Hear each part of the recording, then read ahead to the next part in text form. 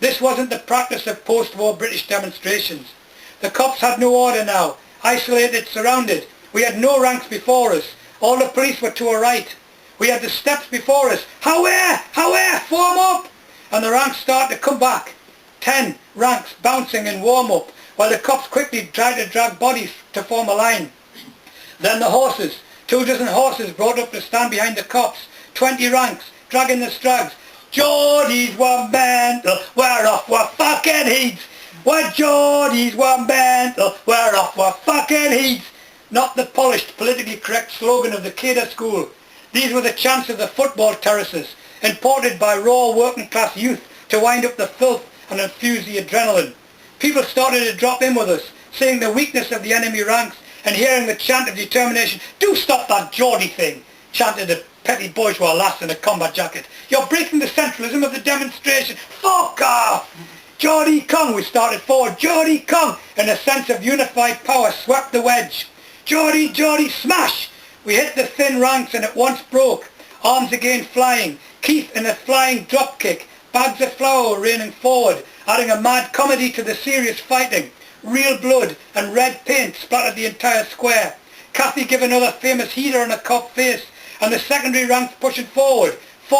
Suddenly the massive height of mounted cops in full flight towards her. Nightsticks drawn like a cavalry charge. Grovelling about for stones or mud or out to pelt. Stick the poles in the ground, came the order. Stick the poles in the ground. Hold them into the horse's gob. My God, to hurt an animal. An animal. A massive great beast under the control of a malicious one trying to ride with Doon.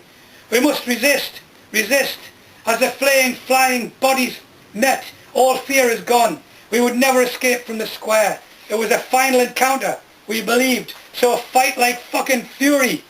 We will give this everything our weak and feeble and untrained physical frames would permit, for we had not trained for this day, nor equipped for it. The movement was fresh from a 30-year sabbatical in the mountains of pacifism and yoga.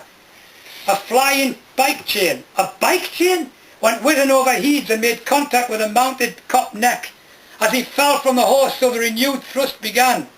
Now protesters, flags and tatters, covered in blood, stretchers flying around, and people screaming as the other ranks were pushed back from the embassy. We are being herded into a corner. The police ranks, kicking and belting out with sticks, were turning us away from the embassy steps. Great volleys of pepper, bricks, paint and flour were being flung in an effort to stop the relentless police surge. Then from off a building site, a great wooden plank is passed forward. The Mao students form up behind it, in a rank 20 feet long. The plank will demolish the police rank. They start forward, gripping the plank across their chests. Dare to struggle, dare to win. London, Paris and Berlin. Ho Chi Minh. The police shovel as the plank and the wave of pro-Chinese sweep towards them. Then a crash as the plank strikes the police rank and all the bloody students fall over, like so many skittles. Amid mocking laughter from the cops and quite a few withered smiles from Warside, the plank is quietly passed back onto the building site. For a full hour the battle rages, knee holds barred. But their order is better than war's spontaneous direction.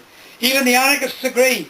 Coordination and planning are necessary, but only mind in the hands of the demonstrators and participating organisations.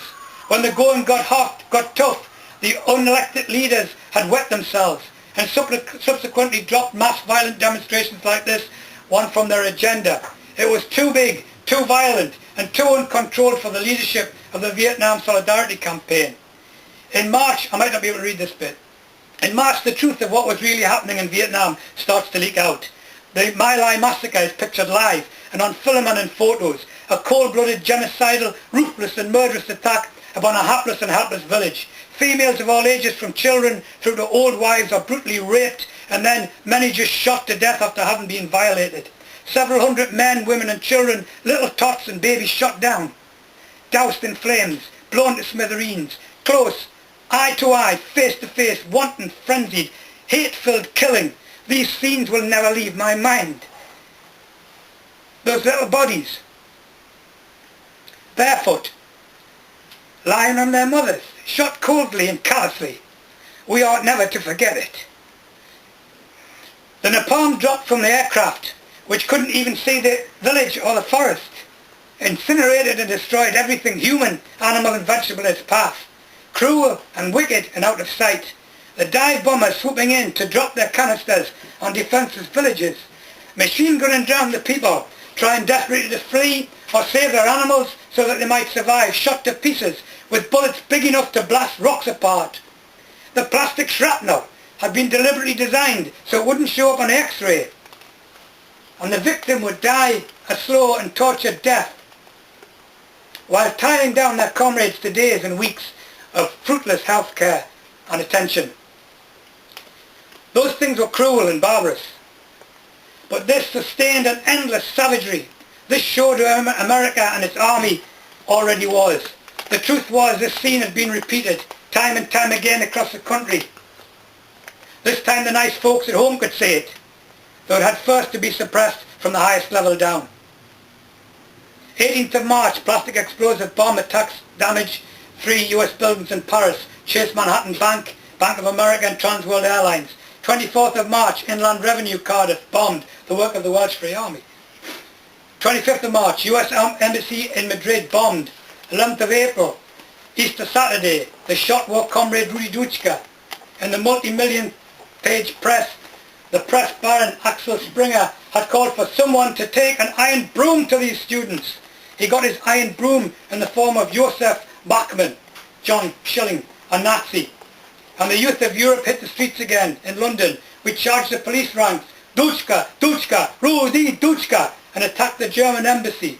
In Frankfurt and Hamburg, young German workers and students attacked the Springer Agency, and the quasi-fascist police showed us the weapons they were preparing for British demonstrations. Police swinging truncheons, followed by ranks firing water cannon, surged into young Germans still holding the streets 4 days after poor Rudi collapsed in a heap with 4 bullets in him. The arrests built up, the Germans chanting, "Revenge Dutschke," erected barricades and tore up the cobbles for ammunition, seizing trucks and turning them over.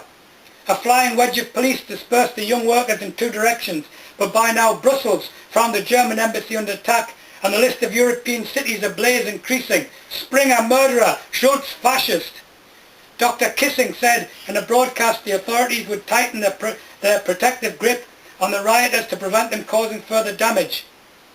In St. Peter's Square in Rome, the Pope declared, "The agitation in the universities has now passed the limit of legality and nobility. It had passed in fact to the school students who were occupying, demonstrating and building barricades."